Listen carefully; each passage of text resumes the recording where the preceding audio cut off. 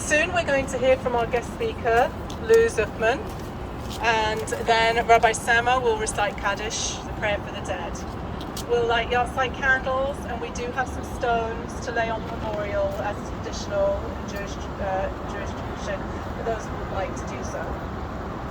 We're here today to honour the memories of Andrew Goodman and Michael Schwerner from New York City and James Chaney from Meridian, Mississippi. In June 1964, they were part of the Freedom Summer campaign to register African Americans in Mississippi to vote. As we know, they were murdered by the KKK, but justice was never served. It took until 2005 for one person to be tried, and he was only convicted of manslaughter.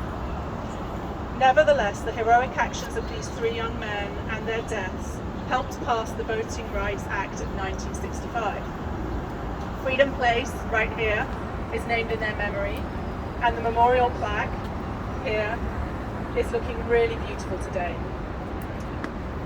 We held our first Kaddish last July, and a lot has happened since then. The murder of George Floyd and the subsequent summer protests, the election, the insurrection, and the big lie being perpetrated and believed by a shocking number of people. This week, I'm sure we were all pleased that justice was served for Mr. Floyd, but we know this is rare. More perniciously, we are witnessing just brazen and outrageous attacks on voting rights in some states since the election, clearly targeted at people of colour. We know that since Andrew, James and Michael were lynched for fighting against voter suppression, that much work remains to be done. One organisation working for voting rights is the Centre for Common Ground, and we have passed around some flyers, and I'm going to ask Maika to speak a little later. We've been working with this group and writing postcards for their campaigns and joining phone banks too. If you'd like to join our group, later I'll pass around a sign-up sheet, and we'd love to welcome you in our next round of card writing. It now gives me great pleasure to introduce Zuchman. Lou was a teenager in New York City in the early 1960s when he headed to Mississippi to become a freedom rider. Today, Lou is the executive director of Scan Harbor, which is a non-profit youth and family service organization that provides a variety of integrated supports to the highest risk children and families of Harlem, East Harlem, and the South Bronx. Lou is also the founding president and current co-chairperson of the Human Services Consortium of East Harlem, an adjunct professor at Hunter School of Social Work and the Colin Powell School at the City College of New York. On this anniversary of the murders of the Freedom Riders, Lou, please share your experiences with us. Thank you. I decided to come here today because this is very close to my heart. That you all are here today, really is significant. And I'm going to try to tell you why. I'll also tell you a little bit about my experiences as a civil rights activist. But first I want to talk about Kishinev. You all know about Kishinev. All right, so Kishinev is a town in Poland. The first pogrom was in Kishinev, 1903. So a pogrom is not just killing Jewish people, but it's government aiding in the killing of Jewish people. So in 1903, the Kishinev massacre occurred. At this point, the largest Jewish population in the world was living in Russia, Poland area. And there was a tremendous emotional upset in New York. Jewish folk living on the Lower East Side, terrified of what they were hearing was going on in Eastern Europe. At the same time, African Americans were being lynched in large numbers down south. So, William Walling, who I'm sure no one heard of, was living on the Lower East Side with his wife, Anna Strunsky, who I'm sure you also have heard of. William Walling was the first chairperson of the NAACP. He started the NAACP. Why is it that we don't know about it? I want us to talk about that. Because the NAACP started out of the spirit of Jewish folk and African American folk struggling against the oppression that both of us were experiencing. So let me tell you a little bit about myself and why I became a freedom rider. I grew up in Forest Hills, Queens. My father committed suicide when I was 2.5. My mother was very abusive physically and spiritually. I had tremendous difficulty in school. I was in the principal's office much more than I was in class. And I remember in the first grade, our first grade teacher asked each of us what our name is and what our father did. And I'm sitting there very anxious. I don't have a father. And there were two young people in our class lived in the Brooklyn Home for Children. It was an orphanage right next to Forest Hills High School. Johnny Giles, the African American young man, said, "I don't have a father." And Mrs. Landau, our wonderful first grade teacher, said, "But you must have a father." And Johnny told her to go F herself. And then, I don't remember what I said. I just know I was very ashamed, very nervous. And after class, Johnny and Pedro Hernandez, the other young man, we all met in the schoolyard, and my best friends were the young people in the home. I had my Jewish friends, but the young people I felt closest to, I felt a kinship with the young people in the home. As I grew up, I continued to have tremendous difficulty in school, was involved in the juvenile justice system, was placed in an 800 school. The city took all the worst young people in each borough and put us all in one school. And I was headed down the wrong road in life. But I remember my grandfather just took my nieces. We were walking down the Lower East Side, and we saw Białystok place. So my grandfather came from Białystok in Poland, which is the second largest Jewish population in Europe. My grandfather came here as an orphan. And I always say, "Grandpa Barn, how could you come here as an orphan? And who took care of you?" My brethren from Białystok. My grandfather coming here penniless as an orphan, as I was telling my nieces, ultimately owned his own garment district firm and was the president of the Białystok Home for the Aged and the Białystok Settlement House. And when he passed away, he gave most of his money there. And I honor him for that. Because I understand he sort of gave me my path in life. When I was 19, I had dropped out of school. I was getting involved with organized crime. And I was turning the dials on the TV, and I saw Jackie Robinson. Now, Jackie Robinson was my idol since I was a little guy. And this was a show talking about the Freedom Rides. The first Freedom Ride bus had been firebombed. The second Freedom Ride bus was attacked by the Klan. Everyone was hospitalized. John Lewis was on that bus. So they stopped the Freedom Rides. They thought it was too dangerous. And Jackie Robinson took our side. We all felt the first Freedom Ride should continue. And I'll never forget, Jackie Robinson said, with a tear coming down his eye, "If these young people feel this is the time to stand up, who are we to tell them not to?" So the next morning, I volunteered to be a Freedom Rider. But that for me was very strange. I was literally working my way up organized crime. Now I volunteered to be a Freedom Rider. God knows why they accepted me, but they did. I took a bus ride down to Mississippi. So the Freedom Rides, for those of you who are not familiar, we tested the federal government said segregation was illegal in interstate travel, but the states enforced segregation in the bus terminals. So we were challenging the state's right to do that. So when we got to Mississippi, the white Freedom Riders went to the black waiting room, black Freedom Riders went to the white waiting room. We were told to move on. When we refused, we were arrested, put in Parchment State Penitentiary. We spent 40 days in Parchment State. And I want to tell you about a visit Rabbi Nussbaum made to the Jewish Freedom Riders. Rabbi Nussbaum was the rabbi in the temple, one Jewish temple in Jackson, Mississippi.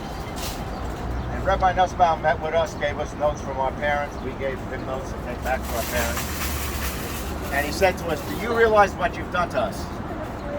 "Rebbe, what do you mean?" "You know what it's like to be Jewish living in Jackson, Mississippi?" And we were very angry at him. 10 years ago at our 50th reunion, a lot of us were talking about that. You remember that Rabbi Nussbaum, what he said to us?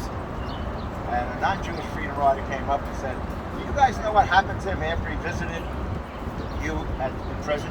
No. They firebombed his home, and they firebombed the synagogue. And I remember when the folk from the synagogue invited us for Sabbath services, they showed us where the synagogue was firebombed, which they never repaired. They kept that as a memorial. So here we are. We're now. This year is our 60th anniversary of Freedom Rise.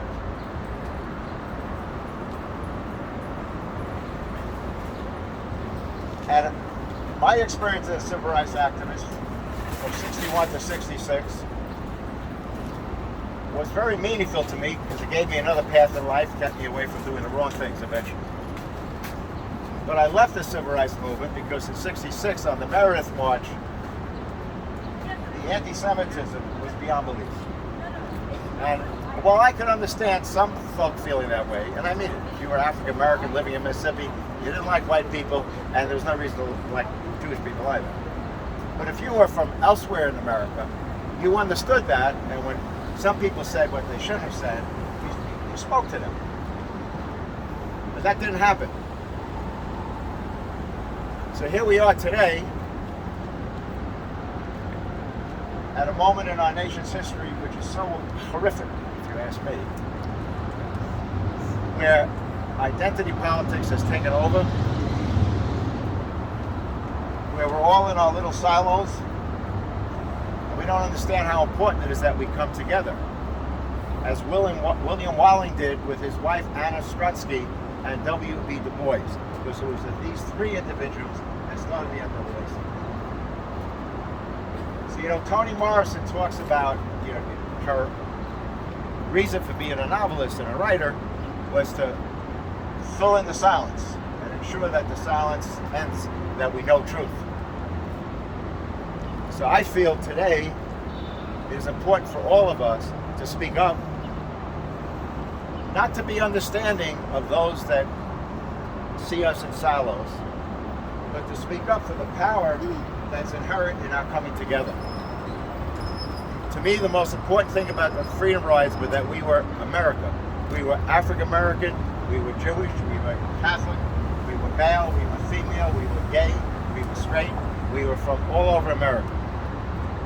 At our 50th reunion, though, I want to add just one last thing. We were all talking. Congressman Bob Filner and I were talking, and I said, Bob, where are you from? When you were a kid, he said, oh, Forest Hills. I said, Forest Hills? Holy cow. So we found out we both went to Forest Hills High School. As we're talking, Albert Gordon comes by. I didn't know Albert until this moment. We were all in jail at different times, so we didn't get to know each other, and we were in different jail cells, etc. So Albert hears us and says, holy shit, I went to Forest Hills High School. And the three of us said, what are the odds that there be three freedom riders? There are only 350 freedom riders in the whole country. Three of us would be from the same high school. And then Bob Heller came by. Are you guys serious? So 4 of us went to Forest Hills High School. And when we try to figure out why, there's only one answer.